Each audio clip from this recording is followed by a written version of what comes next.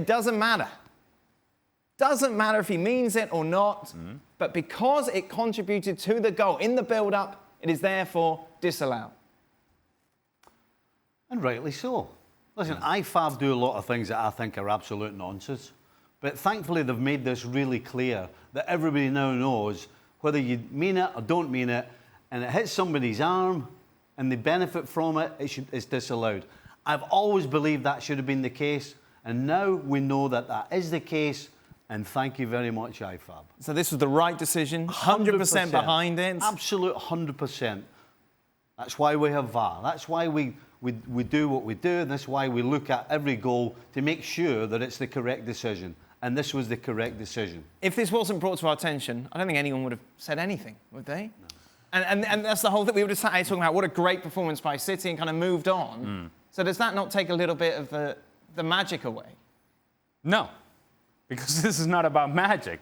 This is about making the correct call. So I'm also interested about how people, in reacting to this, they say, well, what are we doing to the fans? They're leaving the stadium with an empty feeling. I don't care. Nor should anybody care. It's about making the correct decision. And the correct decision is that Manchester City benefited from a handball and Gabriel Jesus scored a goal partly because a handball by Laporte was committed. Simple as that. And so VAR comes into play, and correctly so. Now, if the Manchester City fans want to get upset, they should get upset about the fact that VAR was very active on the Laporte handball, but not active enough when Rodri is taken down by Erik Lamela in the corner kick in the first half. If you want to get upset about that, then go ahead and do so. But when we start worrying about the feelings of the fans and how empty they feel coming out of the game, then we're missing the point. The point of VAR, in the end, in my estimation, is to make sure that the calls are correct. And in this case, the call was 100% correct. Should we talk about that Rodri penalty incident early on? I'd love to know why. Clear and obvious, isn't it? I suppose is the caveat that would be thrown. You look at it. Here's the thing, right? Clearly somebody's looked at it. You can tell by the referee's reaction.